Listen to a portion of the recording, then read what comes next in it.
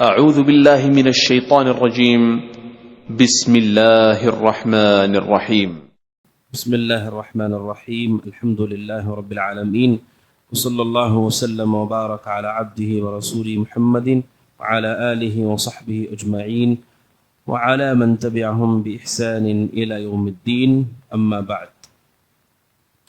شیخ البانی رحمہ اللہ نے سجدے کے احکام پچھلے درس میں آپ کے سامنے آئے۔ سجدے سے اٹھنے کا تذکرہ ہوا کہ تکبیر کہہ کر کے سجدے سے اٹھنا چاہیے۔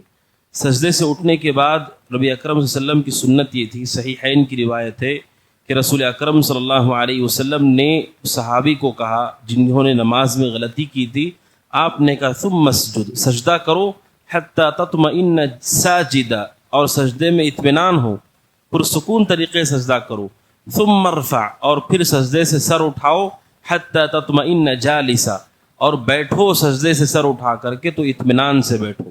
دو سجدوں کے درمیان جو بیٹھنا ہے اس کے بغیر نماز نہیں ہوتی، اور بیٹھنا بھی کیسے ہونا چاہیے؟ اطمینان کے ساتھ ہونا چاہیے۔ اس لیے آپ نے کہا سر اٹھاؤ، اور صرف بیٹھنے کے لیے نہیں کہا، آپ نے کہا تطمئن جالسا، اطمینان سے بیٹھو۔ اور یہ وہ سنت ہے جس کی مخالفت کی جاتی ہے۔ عام طور پر آپ دیکھتے ہیں نماز میں سجدے سے جیسے سر اٹھاتے ہیں، ابھی بیٹھتے بھی نہیں پھر سجدہ کر دیتے، جبکہ رسول کہہ رہے بخاری مسلم کی حدیث میں صحابی کو آپ نے نصیحت کرتے ہوئے یہ آپ کا عمل بھی ہے اور آپ کا قول بھی ہے، یہ ایسا طریقہ ہے نماز کا، آپ نے زبان سے بھی سکھایا اور عملی طور پر بھی آپ ایسے ہی کرتے تھے۔ اللہ کے نبی علیہ الصلوۃ والسلام دو سجدوں کے درمیان اطمینان سے بیٹھتے، اور بسا اوقات ایسے لگتا صحابہ کو لگتا کہ آپ بھول گئے، ایسے آپ بیٹھتے، اطمینان سے بیٹھتے تھے۔ دو سجدوں کے درمیان آپ نے کہا اطمینان سے بیٹھو۔ اور بیٹھتے ہوئے پیر کیسے ہونے چاہیے؟ یفرج رجلہ الیسریٰ، اپنے بائیں پیر کو بچھائے اور پھر اس پر بیٹھ جائے اور داہنے پیر کو کھڑا کرے۔ افتراش جسے کہا جاتا ہے، عام طور پر نماز میں جو بیٹھک ہے وہ ایسے ہی ہے، سوائے دو تشہد والی نماز میں جب دوسرا تشہد ہو اس میں تورک ہے، اس کا طریقہ بعد میں آئے گا۔ عام طور پر یہی طریقہ ہے، دو سجدوں کے درمیان ہو یا تشہد کا ذکر آئے گا، وہاں پر بھی پہلے تشہد میں افتراش کہتے ہیں، آپ بائیں پیر کو بچھائیں اور اس کے اوپر بیٹھ کر کے سیدھے پیر کو آپ کھڑا کر لیں، یہ افتراش ہے، اور یہ رسول اکرم صلی اللہ علیہ وسلم کی سنت ہے۔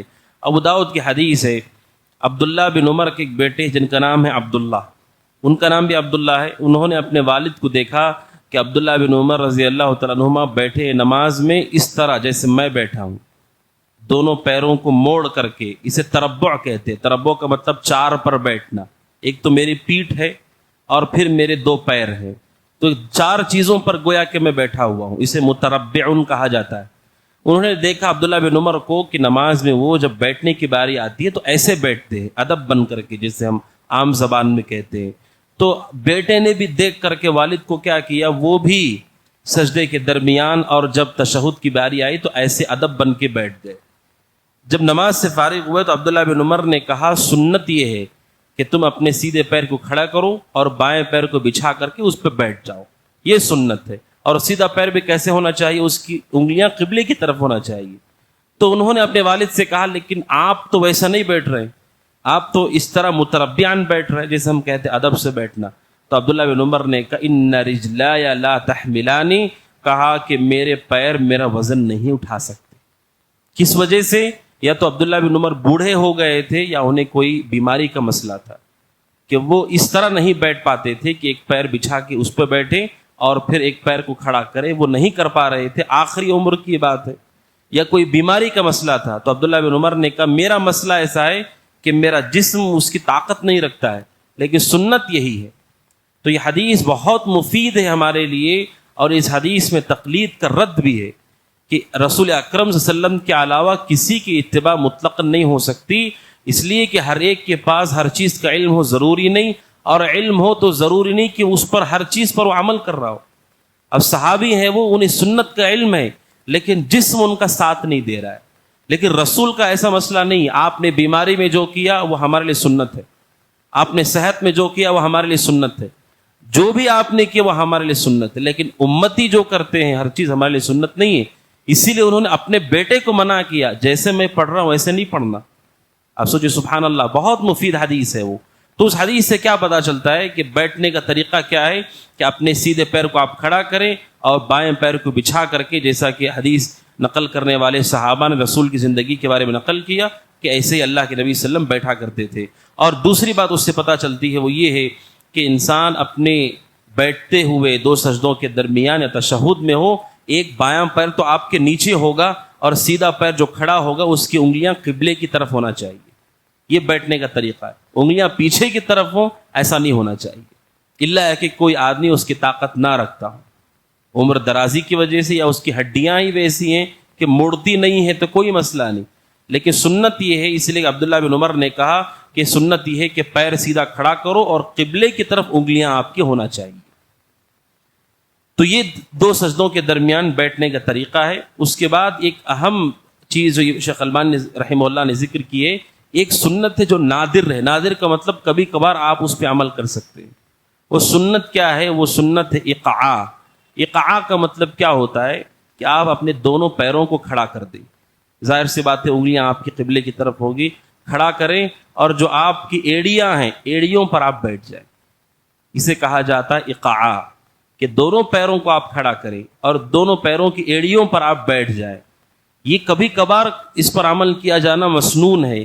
اس کی دلیل ہے امام طاؤس رحمۃ اللہ علیہ کہتے ہیں کہ صحیح مسلم کی حدیث ہے، ہم نے عبداللہ بن عباس رضی اللہ تعالیٰ عنہ سے پوچھا کہ نماز میں قدم کے اوپر بیٹھنے کا کیا حکم ہے؟ نماز میں قدم کے اوپر، دو قدموں کے اوپر بیٹھنے کا حکم کیا ہے؟ ورنہ ایک قدم پر تو ہم روزانہ بیٹھتے ہیں، اپنے بائیں پیر کو ہم بچھا کر کے ہی بیٹھتے، دو قدموں پر بیٹھنے کا کیا حکم ہے؟ یعنی دونوں کھڑا کر دیں اور ایڑی کے اوپر بیٹھ جائیں۔ تو حضرت عبداللہ بن عباس نے کہا یہ سنہ، کہا کہ یہ سنت ہے کہ آپ کبھی کبھار ایسا کر سکتے۔ ہم کیوں کہہ رہے ہیں کبھی کبھار کر سکتے ہیں؟ جن صحابہ نے آپ کی احادیث نقل کی ہیں نماز کی، ان اکثر احادیث میں عام جو طریقہ ہے آپ کا روزانہ کا جو معمول ہے اس میں یہ نہیں تھا، لیکن کبھی کبھار آپ نے یہ بھی کیا ہے کہ دونوں کو کھڑا کر کے اس پر آپ بیٹھ گئے۔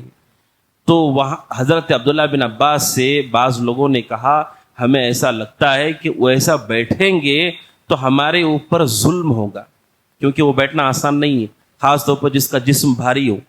آپ انگلیاں کھڑی کر کے ایڑیوں کے اوپر بیٹھیں گے، کتنی دیر تک آپ بیٹھ سکتے ہیں؟ ویسے اگر کوئی بیٹھ بھی جائے تو انہوں نے صحابی سے کہا کہ ہمیں لگتا ہے کہ یہ آدمی کے اوپر زبردستی ہوگی، ظلم ہوگا کہ وہ اس کے اوپر بیٹھے۔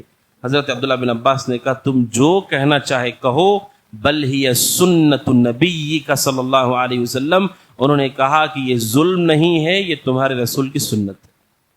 تمہارے رسول کی جو کر سکتا ہے وہ کر سکتا ہے، ہمیشہ نہیں، کبھی کبھار وہ کر سکتا ہے۔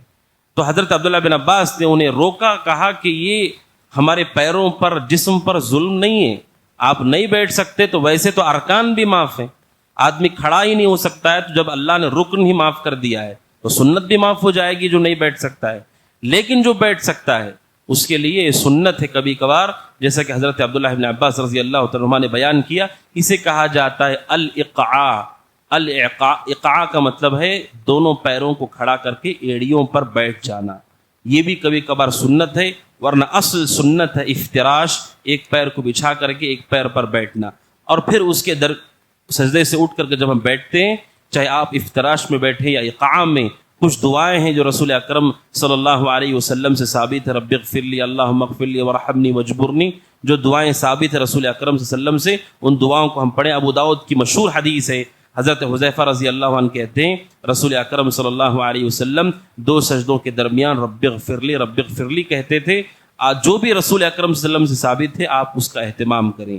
تو یہ دو سجدوں کے درمیان بیٹھک ہے، اور پھر دوبارہ سے ہم سجدہ کریں گے جیسے سجدے کرنے کا طریقہ ہے، اور پھر سجدے سے جب دوبارہ اٹھیں گے، اب دو سجدے بھی مکمل ہو گئے ہیں، دو سجدے مکمل ہونے کے بعد کیسے بیٹھنا چاہیے باذن اللہ تعالی اس کی تفصیل اگلے درس میں آئے گی۔